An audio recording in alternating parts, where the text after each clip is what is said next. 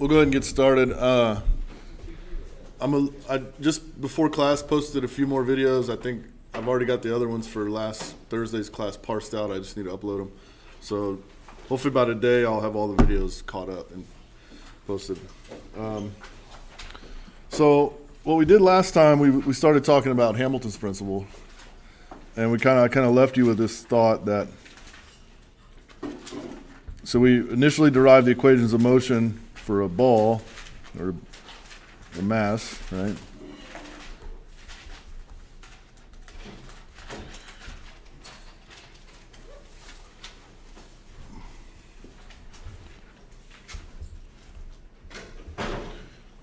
So it has gravity acting on it, and it has a mass, right? And I left you with this question of, okay, and of course to use Hamilton's principle to derive that is overkill, to say the least, because we could just look at it and write down the equation of motion, right? It's x double dot equals to g, right? But I left you with this question. Well, what if the ball is constrained to travel on a wire, where the wire has the equation x2 equals to x1 squared, right? So that is, it's a parabola, right? So everybody remember the kid's toy when you push a bead on the wire? So this is our example. It's just our wire is a perfect parabola. So then what is the equation of motion for that guy, right? So now, previously, because there was no forces pushing it in the x1 direction, then all of the motion was in the x2 direction. But now, of course, even though it's falling under the weight of gravity, which would be down, because it's constrained to that wire, it's going to move in the x1 direction too, right? It's going to move in the x1 and x2 directions, right? It's going to move along the wire. All right? So to solve that kind of a problem, we can introduce an extension to Hamilton's principle. So maybe we'll call it extended Hamilton's principle.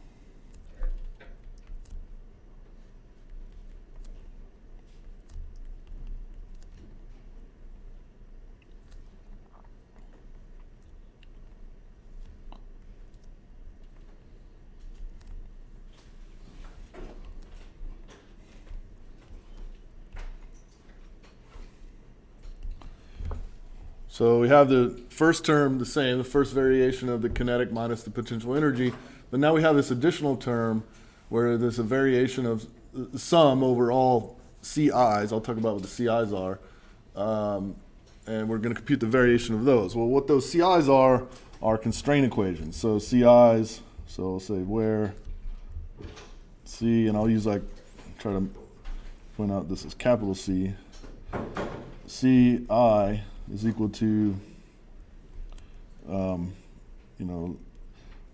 lambda I, little ci, and I'm going to say no summation on the i's here.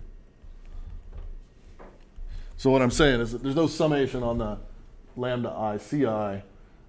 It's just basically we're going to introduce 1, 2, 3 constraint equations, and each of those will have their own 1, 2, 3 lambdas, and those lambdas are called Lagrange multipliers.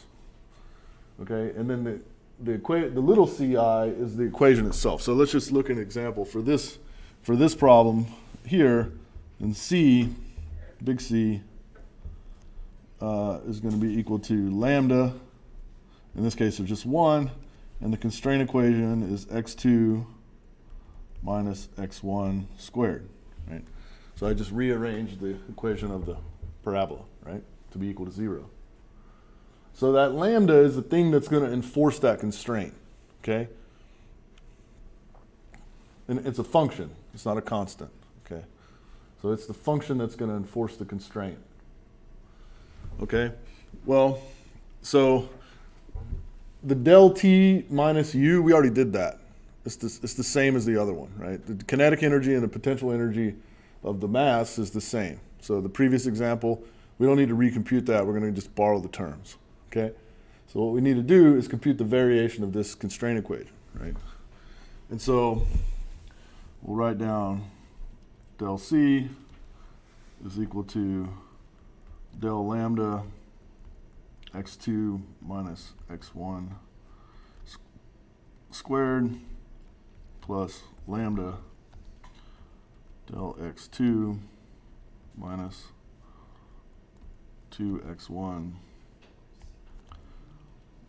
del x1. Okay? So again, just product rule here. So the variation of lambda times the second term, and then lambda times the variation of the second term, right? Is it CIA or CI? Just where CI goes to lambda CI? What? Down in the second step. What's that? Is it just CI? This? The second sentence which you have written after the integral. Where CI is equal to lambda ICI, no summation. Both sides have CI. No, there's a big CI, like capital. So this is what these little, I'm trying to write, Okay. like capital C and a little c. Sorry. Yeah. You know, like when I write capital X, I write the, Yeah. yeah, so it's trying to do something like that.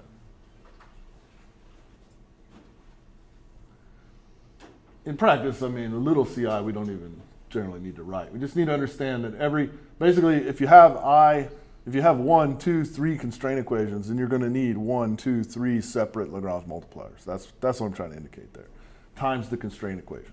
Okay. All right, so if we take the variation of, big C, lambda times the constraint equation, this is what we get. Okay. Now, we don't always write out the del lambda term because the del lambda term always just returns the constraint equation. It's kind of superfluous to like write it out, right? But I'll do it anyway. So I'm going to write, the equation that we get back from del lambda, right? Again, this is like the equation that will come out from evoking the arbitrariness of, remember, we have this fundamental lemma of calculus of variations that, you invoke the arbitrariness of the varied functions, and that gives you back, when it's in the integral, right? And understand that del C is, ultimately it's in the integral, right? So like imagine if I plug this in that equation up there, right? And then I write down, I invoke the arbitrariness of the del lambda term, it's just going to give me back the constraint equation, right? So in this case, it's just x2 minus x1 squared equal to 0. Now, for reasons that'll be clear in a minute, I'm going to go ahead at this point, and what I'm going to do is I'm going to take the time derivative of that equation. So if I take the time derivative of that equation, I get x2 dot minus 2x1 x1 dot. Right? So that's equal to 0. And then if I do it again, so again I'm going to take another time derivative of that equation. Then I get x2 dot minus 2x1 x1 double dot minus 2x1 squared. And I can rewrite that, just solve for x2 double dot there.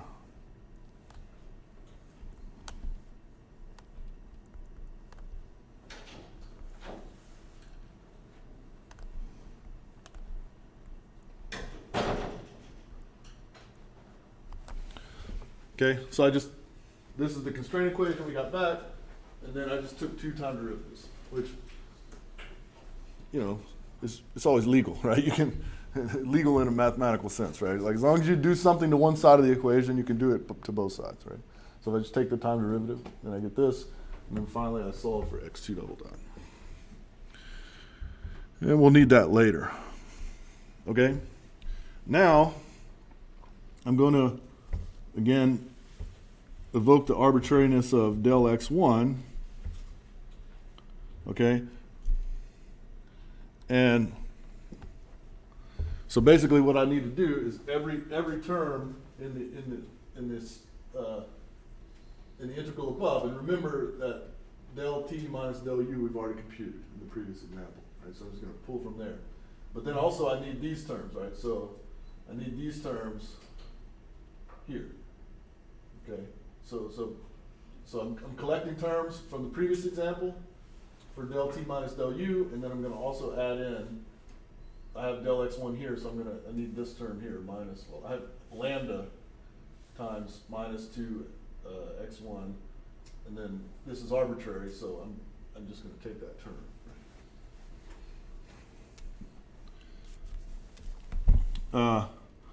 So when I do that, when I write down all the terms that have del x1 in it from all, del t minus u and the constraint equation, then I have m x1 double dot minus 2 lambda x1 equal to 0, right? So again, just one more time, you guys look confused when I said that, right? You see where everyone clear where the minus 2 lambda comes from, right? It just comes from this, right? And then the mx x double dot comes the variation of t that we computed last time. Go back and look at your notes, right? We did, and last time it just resulted in mx1 double dot equals to 0, right? Because it was just falling straight down. Okay. So, we'll also invoke the arbitrariness of x2, and with that we get m x2 double dot minus mg plus lambda equals to 0.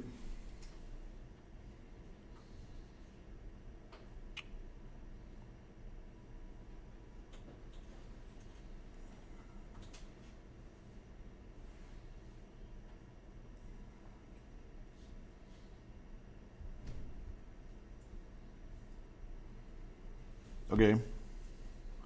Now, what I'm going to do is I'm going to multiply this equation. I'm going to multiply by 2x. I'm going to multiply, I'll just write it out. Multiply by 2x1.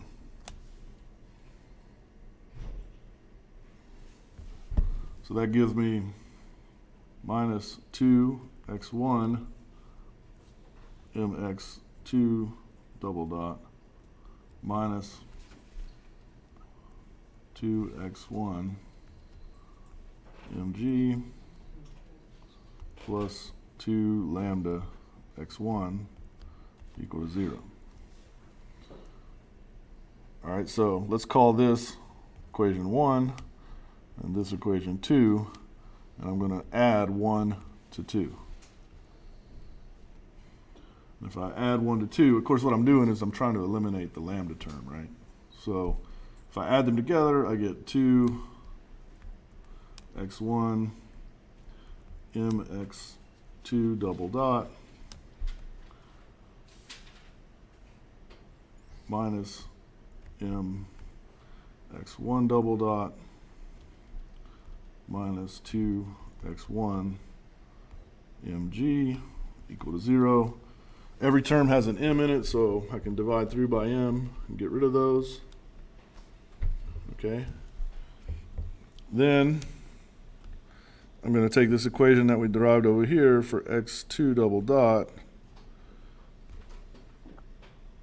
I'm going to plug it in there.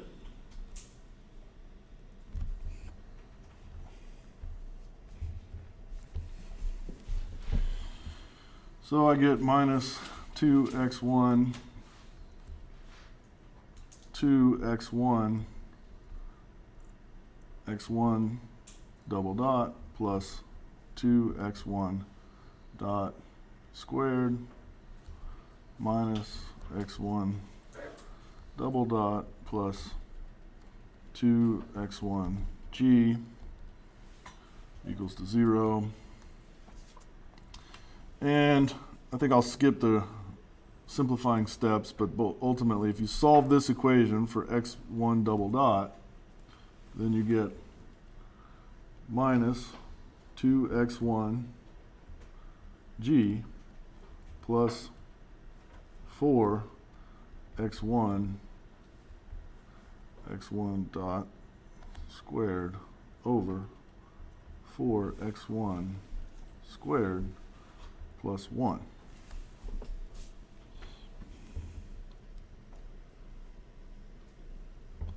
That is the equation of motion for our bead on a wire. And what do you notice about it? The bead's moving in two directions, right? x1 and x2.